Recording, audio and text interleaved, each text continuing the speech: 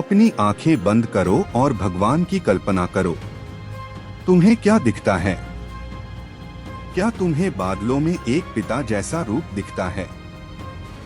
एक योद्धा राजा? या शायद एक दयालु माँ? इंसानों ने हमेशा भगवान को एक बॉक्स में रखने की कोशिश की है। हम अनंत को जेंडर देते हैं। हम कहते हैं वह या वह। लेकिन हजारों साल पहले पुराने भारत के संतों ने एक ही शानदार तस्वीर से इस दोहरेपन को तोड़ दिया था। सोचो कि एक जीव पूरी तरह से बीच से बंटा हुआ है। दाहिना आधा हिस्सा पुरुष है, मस्कुलर, उलझे हुए बाल, राख से ढका हुआ, एक त्रिशूल पकड़े हुए। बायां आधा हिस्सा महिला है, सुडौल, गहनों से सजी, रेशम में लिपटी, एक कमल पकड़े हुए। वे एक दूसरे के बगल में खड़े दो लोग नहीं हैं, वे एक ही शरीर हैं। यह अर्धनारीश्वर है, वह भगवान जो आधी औरत है।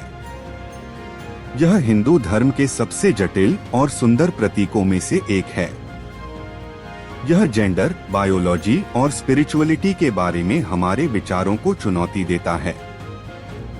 यह हमें बताता है कि असली सच न तो मर्द है और न ही औरत, यह दोनों का एकदम सही बैलेंस है। आज हम इस पुरानी मास्टरपीस को समझेंगे। हम उस जिद्दी ऋषि की कहानी जानेंगे जिसने भगवान को एक होने पर मजबूर किया। थर्ड जेंडर के पीछे छिपा मतलब, और यह सिंबल आपकी मन की शांति की चाबी क्यों है। इस रूप को समझने के लिए हमें पहले ऋषि भृंगी की कहानी सुननी होगी। भृंगी एक बहुत बड़े भक्त थे, लेकिन उनमें एक अजीब कमी थी। वह भगवान शिव के दीवाने थे, लेकिन उन्होंने देवी पार्वती को नजरअंदाज कर दिया। उनका मानना था कि मर्दाना गुण औरतों से बेहतर है। जब वह कैलाश पर्वत पर गए तो वह अकेले शिव के चारों ओर प्रदक्षिणा करना चाहते थे, लेकिन शिव और पार्वती एक साथ बैठे थे। भृंगी ने उन्हें अलग करने के लिए उनके बीच चलने की कोशिश की। उनका घमंड देखकर पार्वती शिव की गोद में बैठ गईं।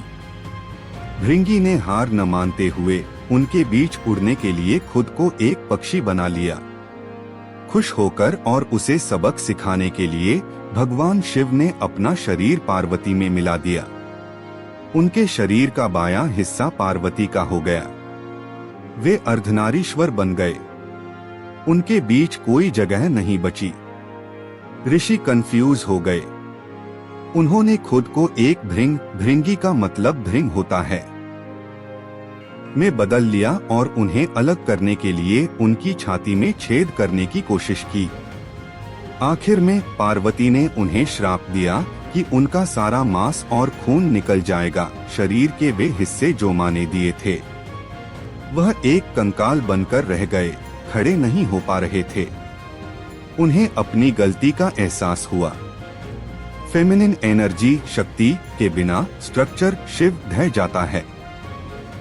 वह झुक गए, यह महसूस करते हुए कि वे एक हैं। आइए अर्धनारीश्वर की इमेज को करीब से देखें। हर डिटेल उल्टी चीजों के एक साथ आने की एक कोड लैंग्वेज है। सिर को देखें। दाईं ओर शिव की तरफ बाल उलझे हुए और ऊंचे ढेर लगे हुए हैं, जो उस तपस्वी की निशानी है जिसने समाज छोड़ दिया है। वहां आधा चांद है।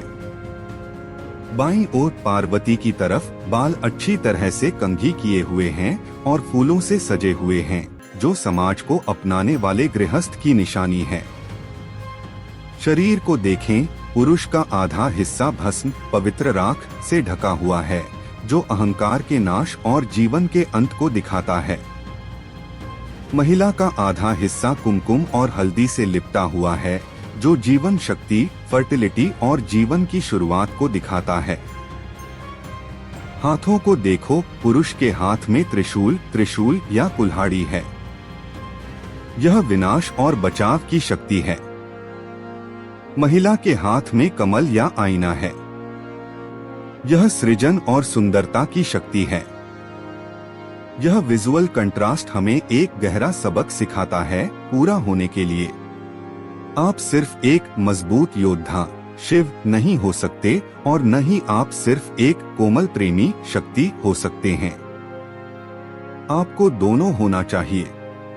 कमल की रक्षा के लिए आपको कुल्हाड़ी की जरूरत है और कुल्हाड़ी को मतलब देने के लिए आपको कमल की जरूरत है।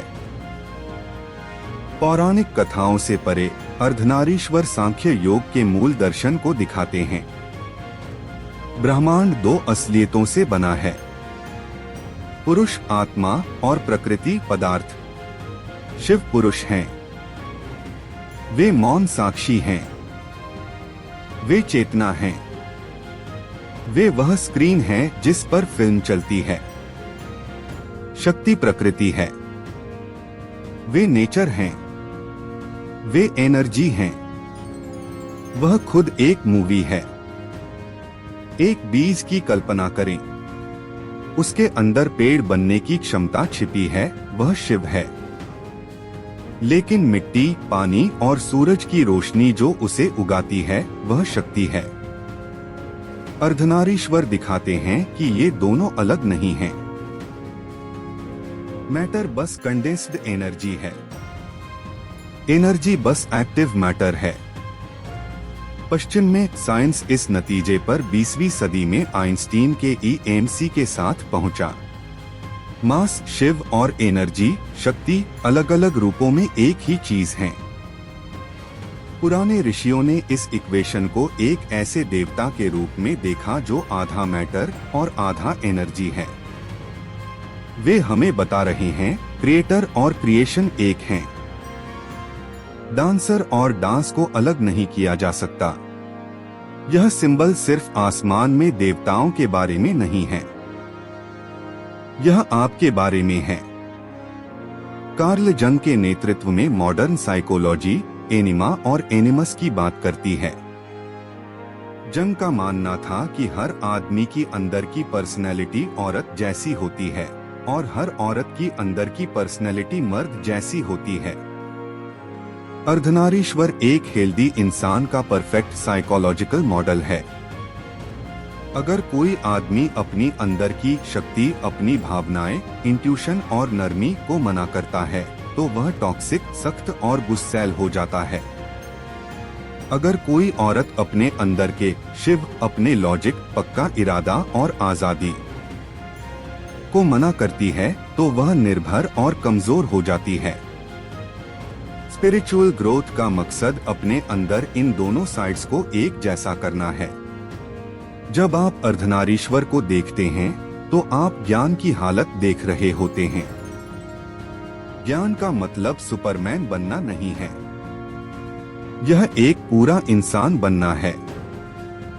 यह जंग लड़ने के लिए काफी मजबूत होने के बारे में है, फिर भी सूरज डूबने पर रोने के लिए काफी नरम होने के बारे में है। यह दिमाग और दिल का मिलन है। एक ऐसी दुनिया में जो बाइनरी बंटवारे से ग्रस्त है, आदमी बनाम औरत, हम बनाम वे, लॉजिक बनाम इमोशन। अर्धनारीश्वर एकता की एक मिसाल है। यह हमें याद दिलाता है कि दोहरापन एक भ्रम है। संस्कृत ग्रंथ शिव पुराण कहता है, जैसे गर्मी को आग से अलग नहीं किया जा सकता और चांदनी को चांद से अलग नहीं किया जा सकता, वैसे ही शक्ति को शिव से अलग नहीं किया जा सकता। हम सब अर्धनारीश्वर हैं। हम सब सितारों की धूल और आत्मा, लॉजिक और प्यार का मिश्रण हैं। जिस पल हम अपने स्वभाव के दोनों पहलुओं को अपना लेते हैं, हम अपने अंदर दिव्यता को पाते हैं।